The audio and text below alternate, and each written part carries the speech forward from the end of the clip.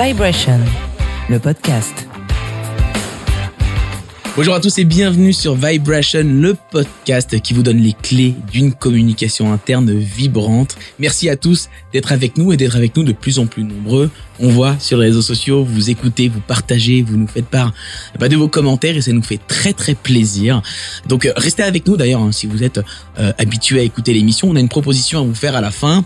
Un petit cadeau, voilà, une petite propale. Restez avec nous, vous verrez tout à l'heure. Un petit mot sur Nouvelle Voix. Je m'appelle David Gordon, je suis le fondateur de Nouvelle Voix. Et chez Nouvelle Voix, on crée des médias d'entreprise, des podcasts, des collections de podcasts et des événements live pour notamment les communications internes des entreprises. Et c'est donc de ça qu'on va parler aujourd'hui, la communication interne, qui est stratégique, qui est de plus en plus importante dans les organisations, et on la traite dans ce podcast au travers de différents thèmes. Alors vous pourrez regarder sur la page du podcast qu'on le traite sous l'angle de l'humour, sous l'angle de l'égalité de traitement femmes-hommes, sous l'angle de la prise de parole. Et aujourd'hui, j'ai le plaisir d'être accueilli dans les locaux du Secours catholique en présence de Stéphanie Leblanc-Quintard. Bonjour Stéphanie. Bonjour David. Merci de m'accueillir dans ton bureau. On sent quand même qu'on est dans un endroit important avec des personnes qui travaillent avec une mission qui est forte. J'ai été accueilli avec des sourires, avec une sympathie, et on fait pas mal de bureaux lorsqu'on est prestataire, et puis on sent dès le début généralement quand on rentre quelque part qu'il se passe quelque chose, on sent une ADN. Et tu le confirmes? Ça vibre ici aussi. Pardon? Il n'y a pas que la com interne qui vibre ici. Tout le monde vibre, ouais. Exactement. On va parler de ces missions, du sens que vous trouvez au cœur de vos activités. Je vais simplement te présenter, puis tu vas compléter si tu es d'accord. Tu es responsable, Stéphanie, de la communication interne. Et oui, on est là pour parler de ça. Tout à fait. Et de la documentation à la direction de la communication et de la générosité. On est rue du Bac. Toi, quand tu passes les portes il y a quelques années de cette rue du Bac après un parcours chez Capgemini, notamment, c'est quoi ce que tu te dis en premier lieu sur ces lieux, ces gens, ces missions? Qu'est-ce que ça t'apporte tout ça? Eh bien, je me suis dit, ça y est, mon quotidien de femme professionnelle va avoir un sens humain qui va me mobiliser au quotidien. Et ça fait 3 ans que j'ai passé la porte du 106 rue du Bac, et je ne le regrette pas. Et je pense qu'en effet, le sens, il est là, il est au rendez-vous. Alors, on va parler du Secours catholique pour le présenter à celles et ceux qui ne connaîtraient pas. Alors, ça, c'est un peu bizarre parce que tout le monde connaît, ça fait 75 ans, à peu près que ça existe. Comment aujourd'hui on pourrait le présenter, le Secours catholique qui est dans le monde entier, qui aide énormément de gens, mais je te laisse peut-être l'honneur de présenter ta maison. Exactement. Alors, le Secours catholique, c'est une des plus grosses associations caritatives en France. C'est une association qui fait partie du réseau Caritas. Donc le réseau Caritas, c'est un réseau qui est présent au niveau européen et au niveau international, et qui a été fondé pour faire vivre et faire vibrer, on peut le dire, la charité chrétienne dans les quotidiens, dans les pays en fait autour du monde. Donc le Secours catholique, en effet, il a 75 ans dans quelques jours. Voilà, c'est bientôt son anniversaire. Il a été fondé par Monseigneur Jean Rodin. Voilà, et donc c'est une grande aventure humaine que cette association, qui est là vraiment pour faire vivre la charité et surtout combattre toutes les raisons qui font qu'il y a des pauvres aujourd'hui dans notre pays. Oh, alors là, t'as dressé un portrait incroyable, un gros sujet. On sent effectivement que ce que vous faites au quotidien doit animer les collaborateurs et les collaboratrices qui composent le Secours catholique. Lorsque tu as pris tes fonctions, Stéphanie, il y a quelques années, venant de Capgemini, j'imagine que ça a dû être un peu un grand écart. Quelles sont les particularités des collaborateurs et des collaboratrices qui ont cette mission très forte, qui ont le sens, qui recherchent un sens dans leurs activités? Oui, c'est vrai que le sens, il est chevillé au corps quand tout d'un coup on se décide d'aller travailler dans une association. Par rapport à d'autres entreprises plus classiques. Alors, quand on dit collaborateur, collaboratrice, déjà, il faut savoir que le Secours catholique, quand on fait de la communication interne au Secours catholique, on s'adresse à 2 cibles principales qui sont les salariés, et on est 1000 salariés à peu près sur le territoire français. Donc, des salariés au niveau de Paris, Donc on est au 106 rue du Bac, donc c'est ce qu'on appelle le siège en interne. Ouais. Donc des personnes qui vont travailler au service de la mission, mais aussi au service des personnes sur le terrain. D'accord. Pour les outiller, pour les accompagner, pour les aider à réaliser l'action au plus près des personnes qui en ont le besoin. D'accord. Et donc on a à peu près 300 ici, 200-300, et les autres salariés vont être sur le terrain, sur notre réseau qui se compose de 73 délégations, qui sont à peu près les équivalents de départements. Ouais. Et puis peut-être aussi des bénévoles. Qui sont peut-être pas dans le périmètre de la com interne, mais pour lequel forcément la communication ruisselle sur celles et ceux qui accompagnent gratuitement et avec leur générosité le Secours catholique. Alors en fait, les bénévoles, en effet, ils sont dans le scope de la com interne, puisqu'ils sont acteurs à part entière du projet national, donc qui est notre stratégie à 5 ans, à 10 ans, et donc eux, ils sont en effet dans notre giron, dans notre objectif de communication interne, puisqu'il faut aussi les informer et les mobiliser et les engager. Donc les bénévoles, c'est à peu près 65 000 personnes en France et qui sont vraiment dans tous les niveaux de territoire, dans les zones urbaines, dans les zones rurales, partout vraiment où il va y avoir des besoins. Voilà. Comment partager une mission auprès d'un certain nombre de personnes qui cherchent du sens, comme au Secours catholique? C'est un peu la question qu'on va se poser aujourd'hui. Quels sont les principaux leviers de communication que vous utilisez au Secours catholique pour communiquer avec l'intégralité des cibles et des audiences? Alors, quand on parle de levier, moi, je voulais déjà revenir sur la notion de canal. Bien sûr. Et d'outils pour peut-être bien faire la part des choses entre ce que l'on a nous. Donc, on est vraiment sur vraiment toute la France. D'accord. Donc le digital s'est vite imposé, enfin vite, il y a environ une dizaine d'années, pour permettre le partage d'informations et de connaissances de la manière la plus efficace possible. Donc en termes de canaux, aujourd'hui au Secours catholique, on a un intranet qui est très performant. C'est un intranet qui est développé sur Drupal. Je le dis, ça peut intéresser les auditeurs. Pourquoi pas, bien sûr. Voilà, on est là pour partager des bonnes pratiques. Exactement. Donc, qui permet en fait de personnaliser le contenu, qui a aussi office de réseau social. On peut liker, on peut commenter, on peut se connecter, qui permet de créer des communautés de travail, de partage de savoir et de connaissances. Donc, c'est vraiment très riche.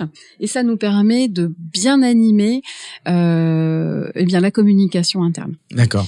Bien sûr, quand on s'adresse pas uniquement à des salariés, mais aussi à des bénévoles qui vont avoir une vie à côté, qui vont avoir des âges différents, qui vont avoir un niveau de mobilisation différent aussi.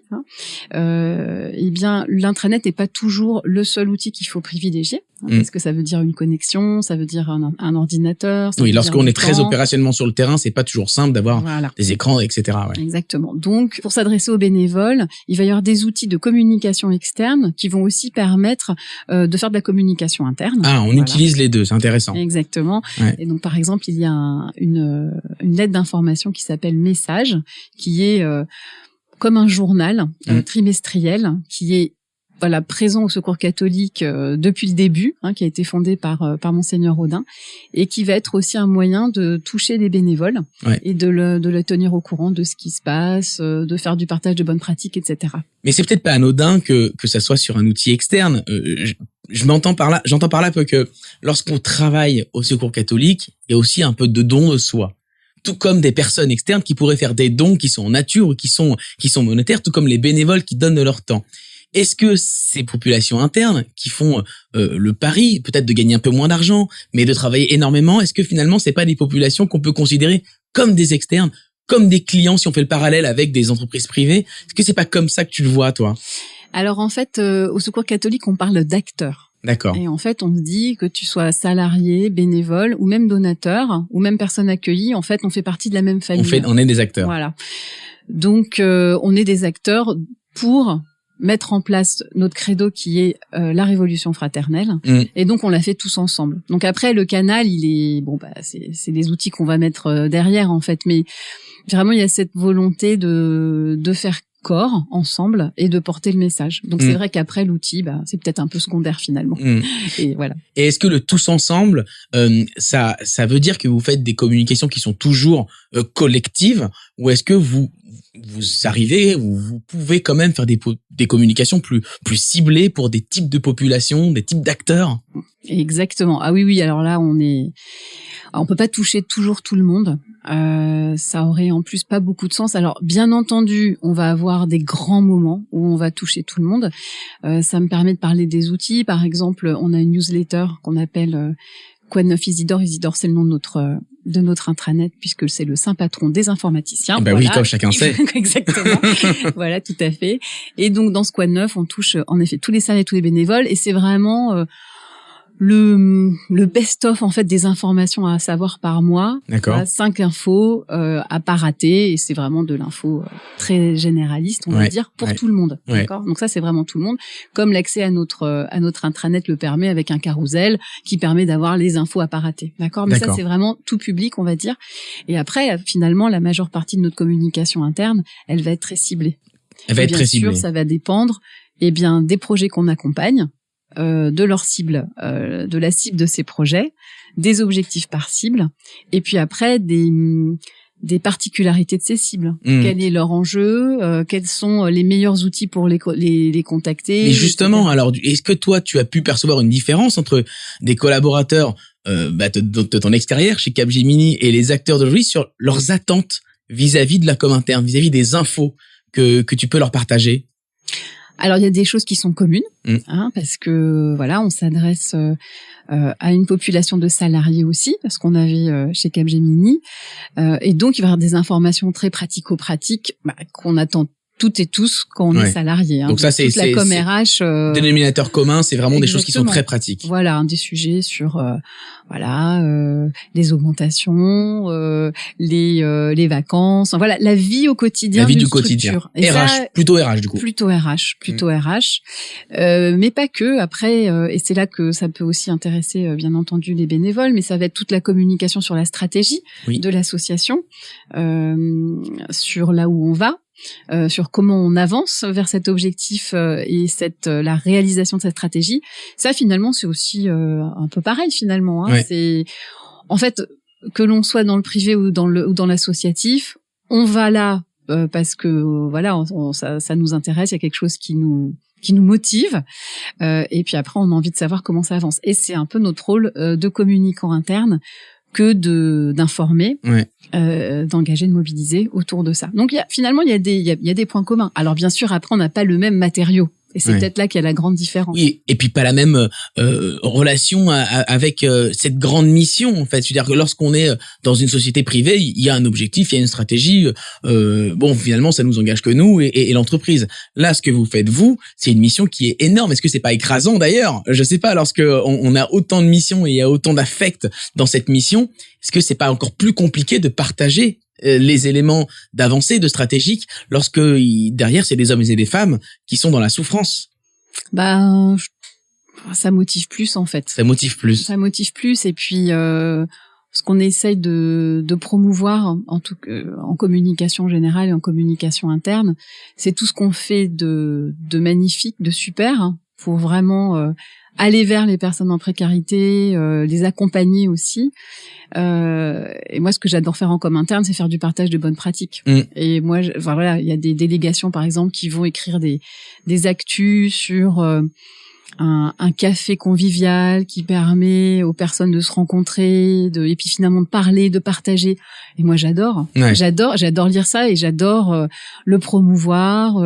On a fait par exemple, pendant le Covid, on a créé avec ma collègue Pauline une série autour de toutes les belles initiatives qui avaient été faites dans la France entière, et ça a eu un grand succès parce que c'est très émouvant en fait. Tout ce qui se fait malgré le Covid, il y a eu plein de choses qui ont été faites, et des petites choses, ça pouvait être par exemple des chaînes de téléphoniques pour prendre des nouvelles, des personnes seules, des personnes en précarité. Il y a une vraie chaîne de solidarité qui s'est enclenchée. Voilà. Et ça peut être des petites choses comme ça, comme de la distribution de chèques services, mais chaque action est belle. Et en termes de d'outils de communication et d'outils de mobilisation, c'est super puissant. Ouais. Et ça fait du bien vraiment au quotidien. Et ça fait du bien. Et est-ce que dans la com interne, vous partagez aussi des mauvaises nouvelles? Parce que on ne réussit pas tout. Et j'ai envie de dire, votre chantier, il est pas infini, mais il est très très grand, de porter secours à des personnes qui sont dans de la difficulté. Comment vous abordez les mauvaises nouvelles, les choses qu'on ne réussit pas forcément à atteindre? Eh bien, on le dit. Mais je pense qu'il y a toujours un angle de on va quand même essayer, on va continuer, on va aller plus loin. Je pense plus à la communication autour du plaidoyer, qui est qui sont le plaidoyer, donc c'est toutes les actions institutionnelles pour faire bouger les lignes et faire en sorte que la révolution fraternelle prenne vie et que in fine il y ait moins de pauvres en France, dans nos rues, moins de gens en précarité et laissés sur le côté du chemin. Alors bien sûr, c'est un chantier énorme, il y a des équipes dédiées qui le font magnifiquement bien. Et des fois, ça marche pas, c'est sûr, mais on se le dit et puis on rebondit. Et je trouve que leur capacité de rebondir est toujours au rendez-vous. Et puis on va trouver d'autres moyens. Et nous, on est là pour les aider à mobiliser, au plus près. Mais est-ce que cette mobilisation, Stéphanie, elle est, on va dire, simple de par la mission que vous avez tous en commun, ou est-ce que tu as le sentiment qu'il faut aller quand même aller chercher chacun de ces acteurs-là pour les mobiliser, pour les engager toujours davantage? Non, je pense que la mobilisation, elle est au rendez-vous. En fait, je dis souvent, on n'est pas là par hasard. Ouais. On n'est pas là par hasard. Vraiment pas. Alors, le Secours catholique, c'est ma première expérience dans le monde associatif, mais je pense que quand on décide de passer le pas et de travailler dans l'associatif pour une cause, qui anime toute une communauté de personnes, on n'est pas là par hasard. Donc le sens, il est au rendez-vous en fait. Ouais. Donc j'ai pas l'impression qu'il faut revenir sur cette obligation de croire au projet de notre association. Ça c'est déjà inné, c'est soldé. Ça, on va dire que c'est un peu la base de ce pourquoi on est là. Et ça fait une très belle base en fait déjà. Ouais. Ouais. Est-ce que pour autant cette mission commune suffit pour créer une ambiance de travail entre les collaborateurs, les collaboratrices, les acteurs, ces actrices, qui soit agréable, qui soit dans le partage, dans la transmission, ou est-ce que ça faut le travailler pour y arriver? Non, en fait, voilà, une de nos valeurs socles, on va dire, c'est la fraternité. Alors c'est un peu fou de parler de fraternité, mais parce que moi, surtout quand on vient du privé, ou voilà, mais ça marche, c'est suivi de fait. Je pense que voilà, ça marche. Alors bien sûr, c'est pas le pays des bisounours, non plus.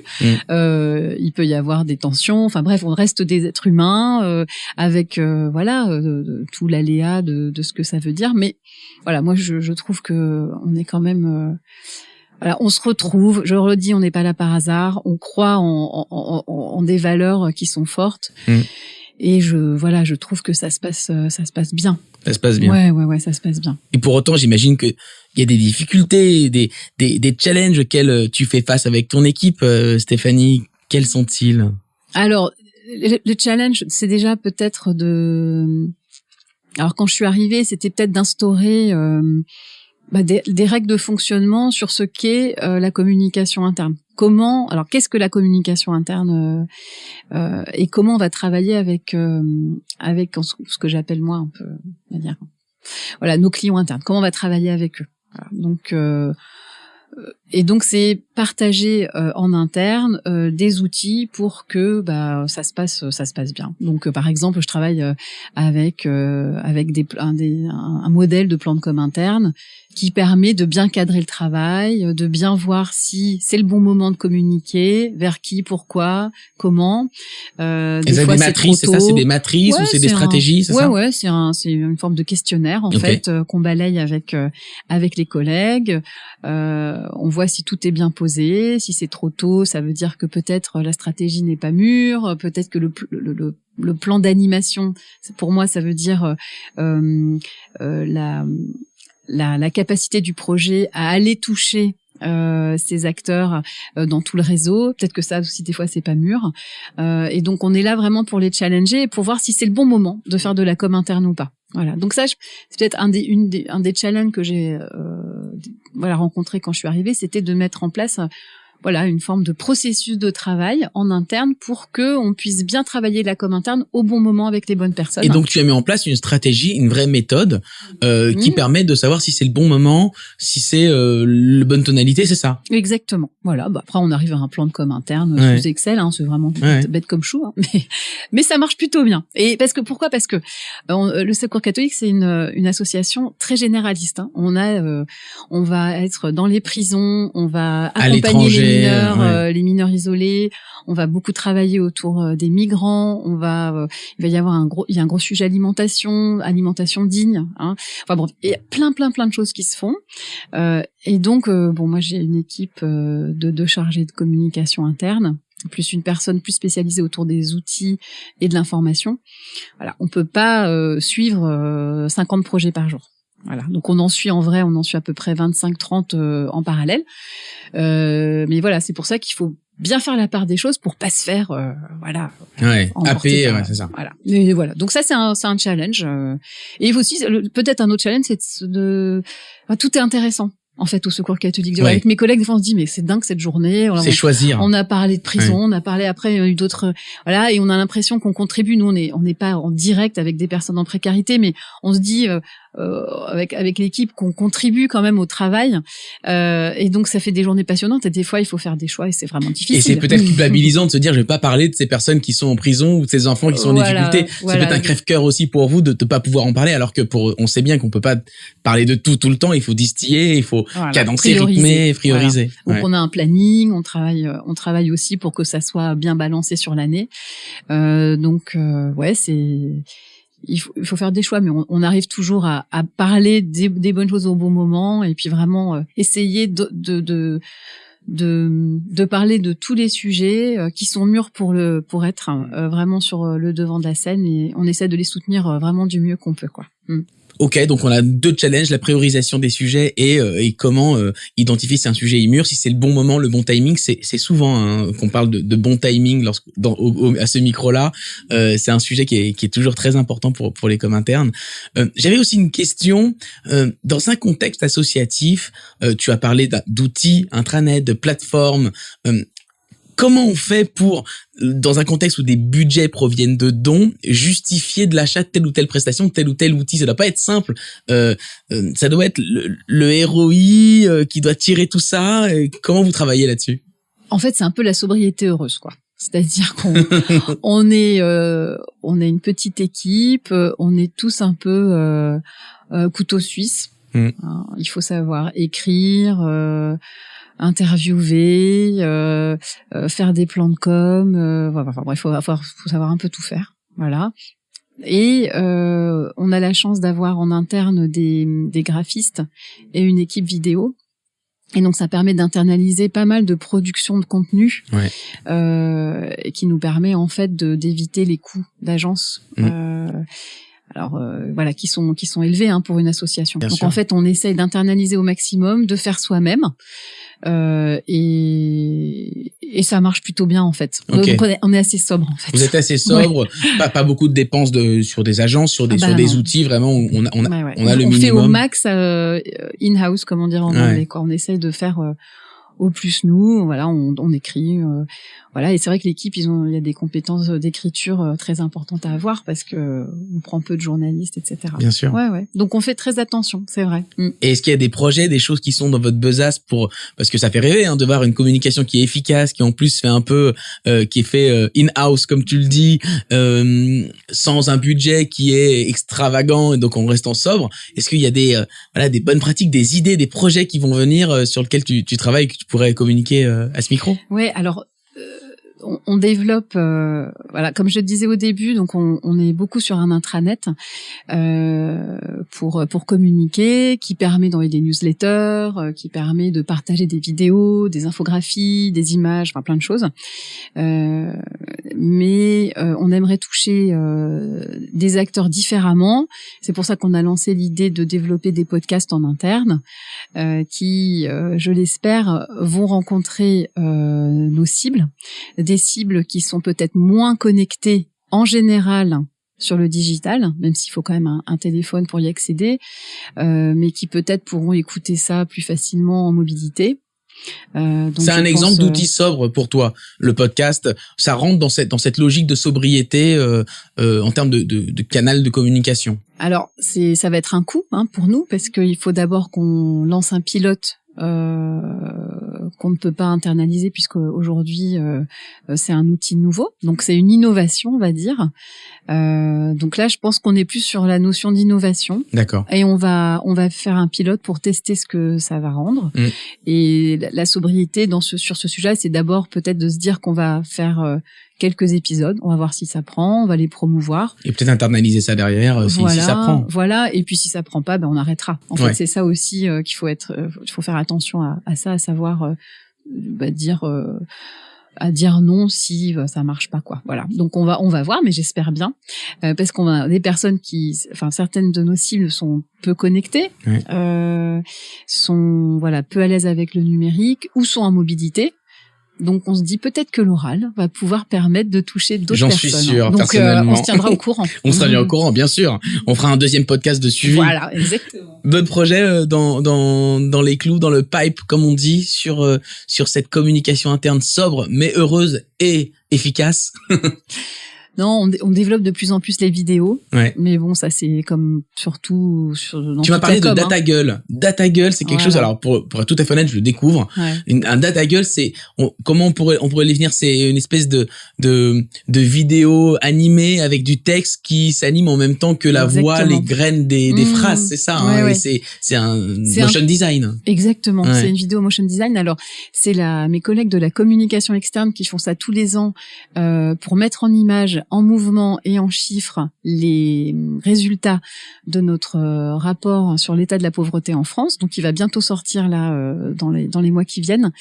C'est un rapport qui fait autorité, puisque on a un réseau partout en France qui nous permet de rencontrer plus de 1,5 million de personnes tous les ans. Et donc, à ces personnes, de manière bien sûr complètement anonyme, on va leur demander de remplir des fiches statistiques qui vont nous permettre après de suivre depuis des années quels sont les problèmes qu'ils rencontrent, pourquoi, combien ils gagnent, etc. Enfin bref, ça nous permet d'avoir une super base de données. Donc tous les ans, on sort ce rapport stat, on l'appelle le rapport statistique.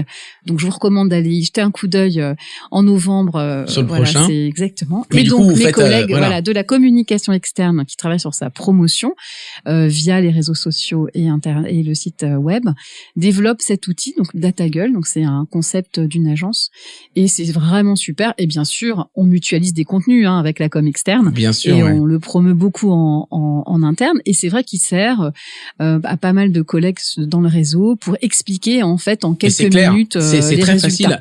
Tapez DataGull comme une gueule. DataGull Secours catholique sur Google, vous trouverez le motion design. Et je pense que lorsqu'on a pas mal de chiffres, pas mal de stats, pas mal d'éléments à partager, de le faire de cette manière-là, ça permet de rendre la chose beaucoup plus digeste, beaucoup plus sympa.